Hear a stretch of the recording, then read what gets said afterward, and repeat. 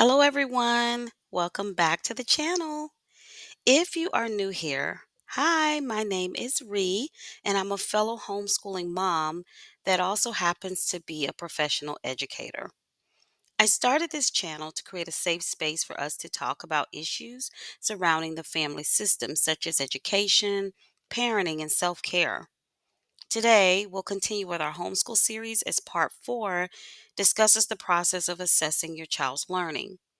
By effectively evaluating their progress, you can tailor their education for optimal growth and success. But first, as a new YouTuber, I would like to ask you to please consider subscribing to this channel in order to help me grow and get our message out to others. I would love the opportunity to connect with you and build a strong community here together. So please subscribe to the channel right away and click the thumbs up button to like this video. Thank you so much. Now, have you ever said any of these statements to your kids right before they took a test? I know I have. And as an educator, I've certainly said many of these statements to my students. I ask myself, though, why do we say these things? Simple. We want to see our kids excel. We want them to succeed in everything they do, especially school. Well, in an effort to help our kids excel in school, we have to acknowledge the role assessments play in their learning and how we can support this process in an effective way. Now, I want to say that I know you're doing more than simply saying things like these statements to your kids. I know you're preparing your kids for tests they have in school. I do know that. I simply mention these statements because it's something we can all relate to when it comes to assessing our kids. We all want what's best for them and even offer last minute reminders to ensure they're off to a good start. Therefore, today we will look at the different types of assessments available to our kids as well as the techniques used in implementing and monitoring them. Then we will talk about the importance of extracurricular activities for the year, and then we'll wrap up with a final word about assessments, okay? So let's dig right in. Assessing your child's learning, it is vital to understanding their academic strengths and areas for improvement. It helps you gauge their progress and adapt your teaching methods that will suit their individual needs. When we assess our children's learning most effectively, we need to do a couple of things. We want to gauge the progress they're making with the skills in their lessons in order to adapt the methods used in teaching them based on their needs.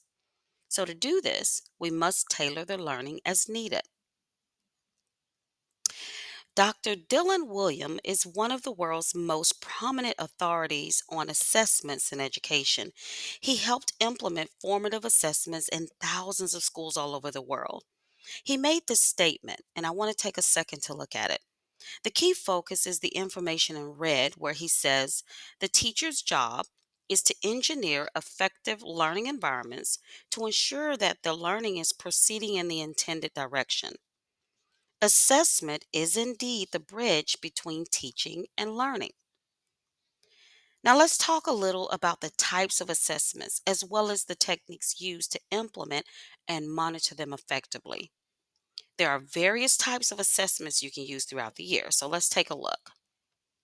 We have formative assessments, summative assessments, portfolio assessments, and self assessments. Now, formative assessments are informal techniques conducted during daily lessons that monitor the kids' understanding and identify immediate learning gaps. The key takeaway here is these are informal in nature, and therefore they're used very often to assess the child's understanding. Summative assessments are more structured evaluations that assess overall knowledge and mastery of subjects. Now, the key takeaway here is that these assessments provide a more structured way of evaluating the child's understanding. Then we have portfolio assessments, and they are creative ways used to collect samples of your child's work over time to showcase progress and growth in the different subject areas. The key takeaway here is that the portfolio method is a collection of different work samples that highlight specific goals or skills that the child produced to show their understanding during a set time of the year. And then we have self assessments, where these are techniques used that encourage your child to reflect on their own learning and set personal goals themselves. The key takeaway here is that self assessments provide the way for learners to reflect on their own understanding as well as identify goals that they want and or need to have. Here are some examples of formative assessments. We see something as common as classwork and homework on this list because there are ways to assess a child's understanding every day. Here are some examples of summative assessments. We see things that are done less often than formative assessments, such as projects and exams. Then, here are some examples of portfolio assessments. We see things here that are easy to implement and ways to showcase a child's unique abilities, such as their artwork and presentations. And then we can't forget examples of self assessments. We see things listed here that could be implemented with ease for our children, such as journal entries and audio or video recordings of them performing tasks. Remember, like we discussed in the previous video, we want to ensure assessments are implemented effectively. Therefore, we want to make sure we first establish clear learning goals for each subject. These goals should be specific, measurable, attainable, relevant, and time bound, which is a SMART goal. I talked about SMART goals in the last video, so please take a moment and refer back to that one if you've not done so or need a refresher. There's also a website to check out where you can access a form to use with your child in writing their SMART goals. So please take a moment and go back to video 3, and there you will find out all about SMART goals. Regularly track your child's progress against the learning goals you've set. Use a simple spreadsheet or a journal to note their strengths, their areas of improvement, and overall growth. Offer them constructive feedback, highlight their accomplishments, and guide them in areas that need improvement. Encourage their efforts, celebrate their successes. Use assessment results to adapt your teaching methods and adjust the curriculum based on your child's learning pace and your child's preferences.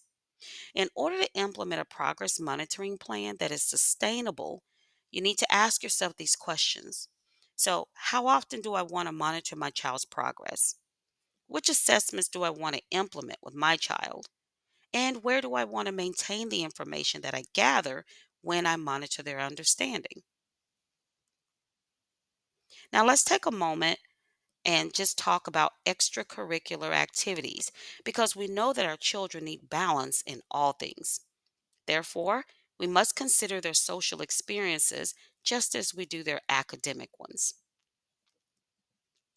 Since they are homeschooled, it is very important that we intentionally include extracurricular activities throughout the year. Encourage involvement in activities such as sports, arts, or community service. These are all beneficial to our children's overall growth and development. As we can see, there are some key benefits for them when they participate in other things. Some of those key benefits are promoting socialization, having a well rounded development, real world problem solving opportunities, developing friendships, which is by far one of the most fulfilling outcomes, as well as opportunities to simply explore their interests.